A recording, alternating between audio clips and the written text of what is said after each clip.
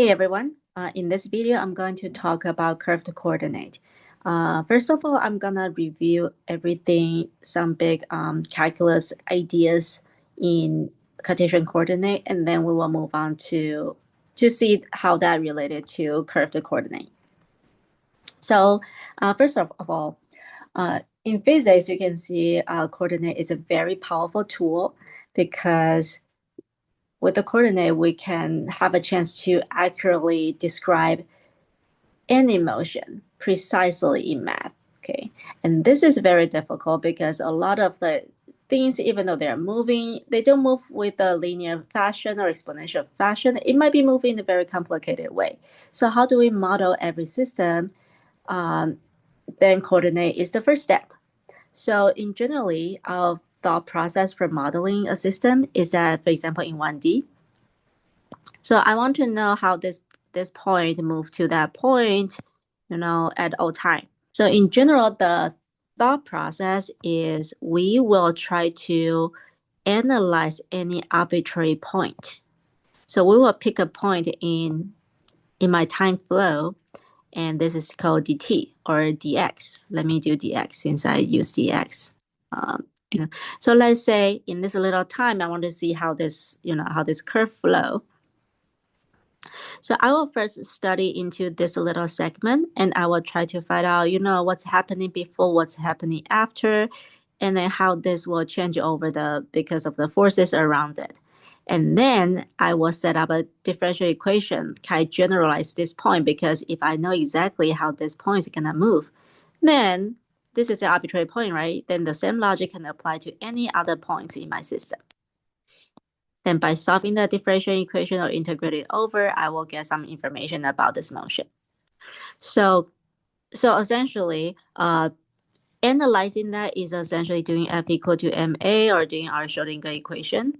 Okay, that's not what I'm going to talk about today. Today, I want to do something more fundamental, just about how to choose this dx and how to cut the pi and manipulate it.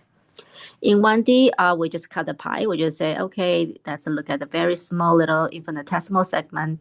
So I'm going to call it dx. In 2D, we will have different way to cut the space because it's 2D, right? You can cut it as a square. So that will be dx dy. Okay. So let me pick an arbitrary point on my space. So this one.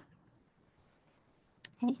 So if I move in my space, so in this one, you can see this is dx, this is dy.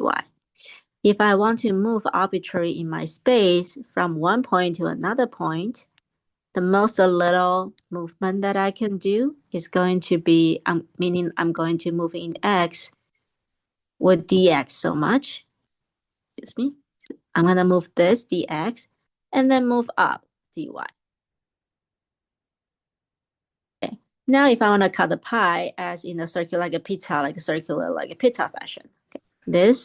I'll call this guy to be my dr. Okay.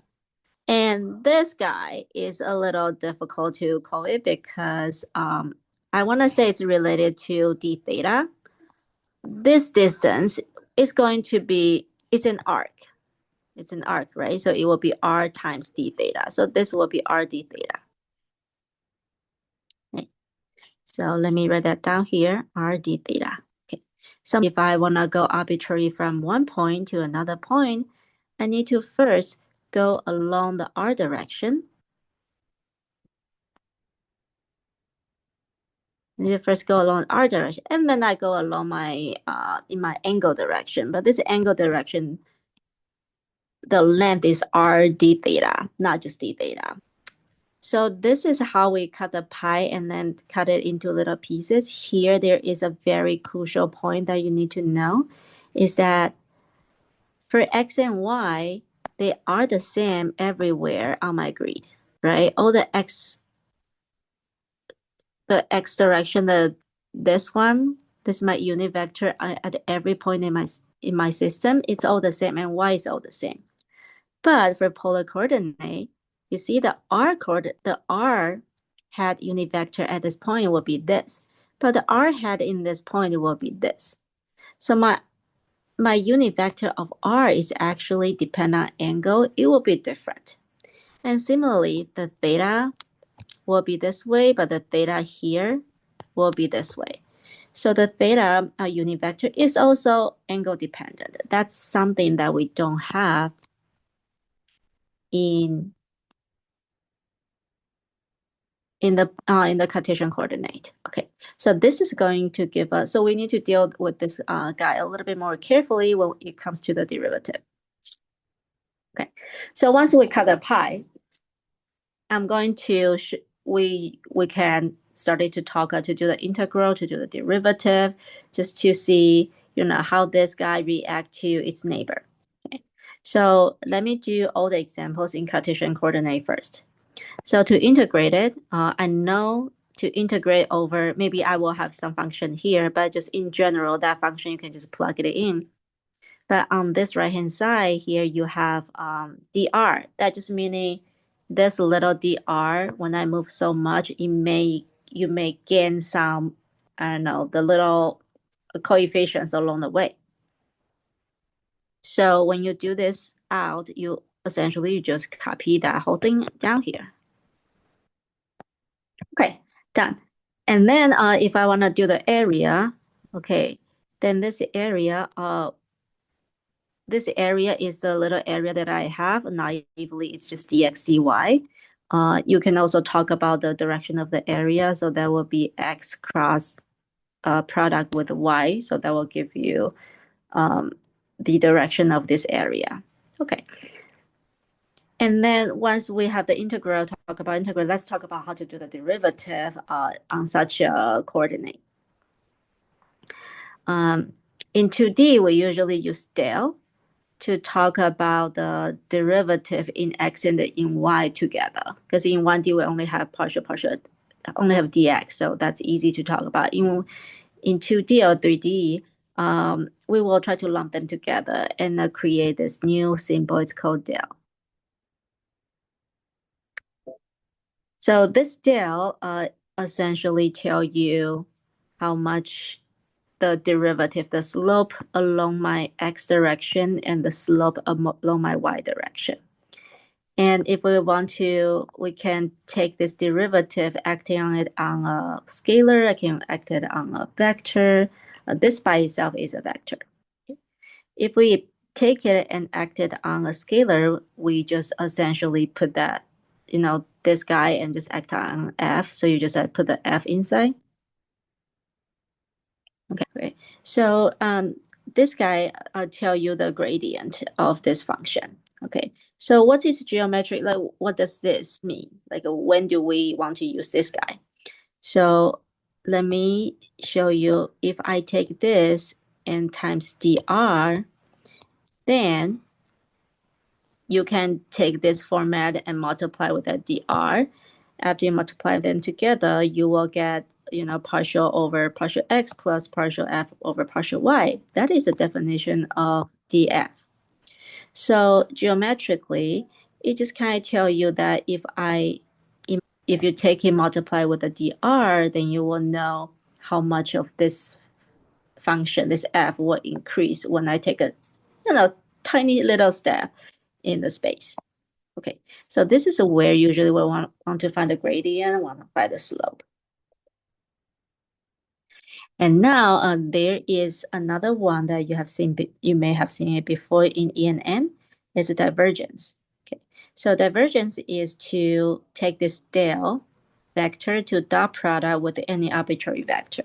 So essentially, you just need to take this and dot product with this vector, and then you do the cross multiplication. Some of them are orthogonal, so you will end up with this.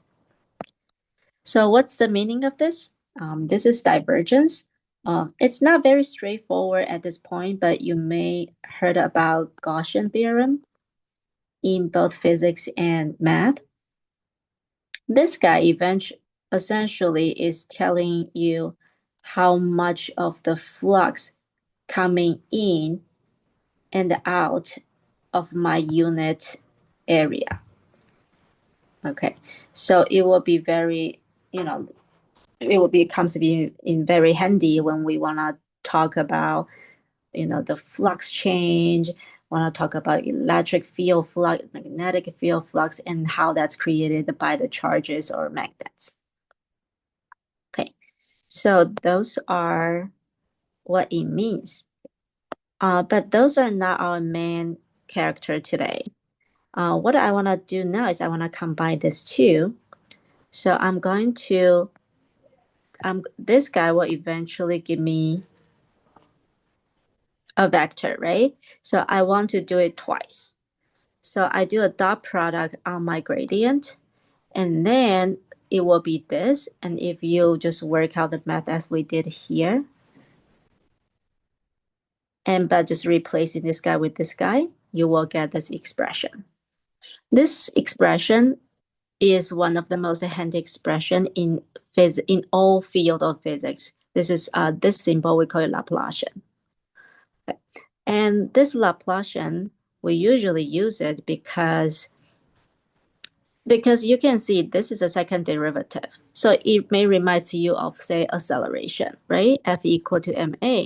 That a is a second derivative in all dimension. And in Schrodinger equation, we also have partial square, partial x square, right? So in my kinetic term. So look, this is also second order differential equation. So even like in the flow equation, wave equation, in fluid mechanics, or in many different engineering systems, we will have to deal with a lot of second order differential equations, and they usually can be rewritten as a Laplacian. Okay, so that's the power of that. Now, once knowing why we're doing that, I'm going to come back to talk about how to do this integral and derivative in a curved coordinate. So let's do the polar coordinate as an example. In the polar coordinate, if I want to integrate, do a line integral, then I just integrate it. But now instead of x and y, I just do this. Okay, yeah, that's it. And then when it comes to the area, then I will need to see because the area of my pi is not dx dy anymore. It's gonna be this area. So what's this area? When it's very small, I can somewhat visualize it as rectangles. So with the width to be dr and the height to be the length to be r d theta. So the little area is gonna be dr times r d theta. Okay. Of course, I can give it a direction as well. Right. So now the question is, can we do the same thing for derivative? The answer is yes. So when we do a derivative, we can do the derivative along the r direction and the theta direction. Along the direction, when we change some function over a little change of my distance, in r direction, we just change r, right? We just change r as it is here. In the theta direction, if we change some function in the theta direction, we need to change r d theta together. Okay, so let me rearrange it to make it nicer. So I'm gonna pull that 1 over r out and then just leave a derivative on the side. Okay, so that's what they'll look like. Then I get to find out my gradients in this coordinate. Then that's pretty simple. I just essentially copy this down.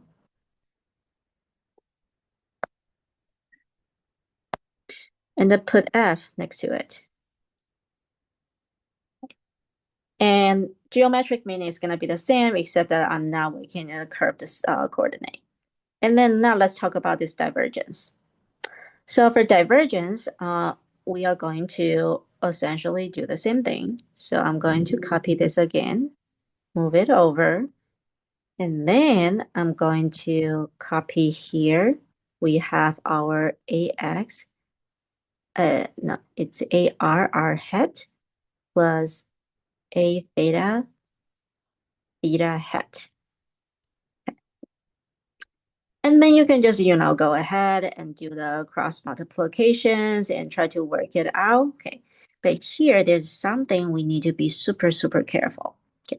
So which is this R and this theta. Remember we said that this R and theta They are a function of angle because they do change as the angle increases, which this one doesn't. So when you take this to do a derivative on this guy, you only need to do derivative on this guy. You don't need to do this one because this one doesn't change. So if you do derivative on this one guy, you will get 0. However, if you take this term to do the derivative on this guy, you need to do not only derivative on this guy, but also the derivative on this guy. And so on and so forth. You need to do derivative on this guy and this guy. So there's a lot of product rule that you need to worry about it here. Okay, so if you work out the math exactly, you will get something like this. Okay, so you can see that this format is just not as intuitive as this one anymore, just because this has the theta dependence. Okay, so usually when you deal with the curved coordinate, you will need to look up on the textbook or online to find out, how do you actually do this particular derivative, and they can be all look very different. So now let's come back to look at how we do the Laplacian on this problem. Okay, so if to do the Laplacian on this problem, we will need to do this again. So I'm going to copy over. Okay. And then, so that's my first del, and then I will do my second one.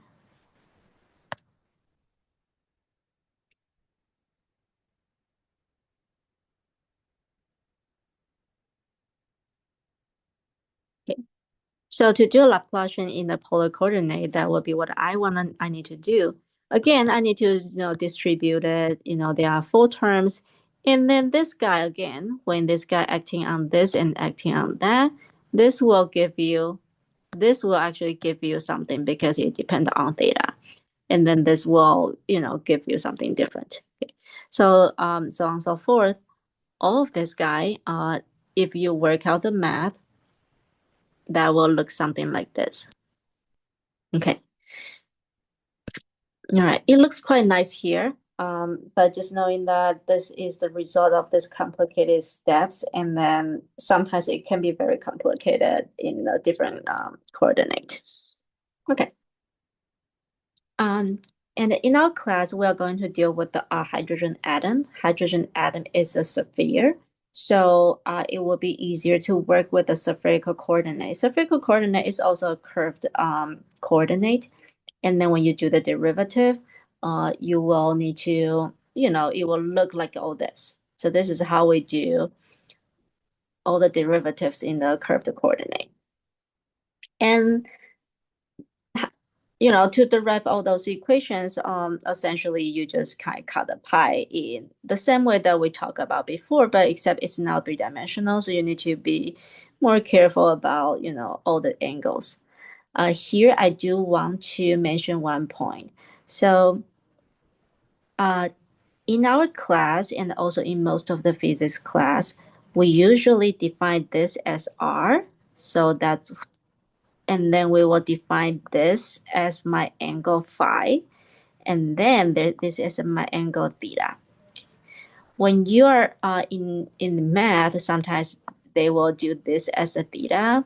So their integral level, when they integrate over the space, they will do pi over 2 to negative pi over 2. In physics classes, we usually do integral from 0 to pi, and the theta goes in this way. That does not really affect our equations for this derivative. But I just want you to know this is, how to interpret and plug in the values for the bounds for our integral. All right, that's it. So I hope that gives you some idea about how to think and use the curved coordinate to manipulate things. I'm sure you will see more in EAM or more advanced level courses. All right, thank you.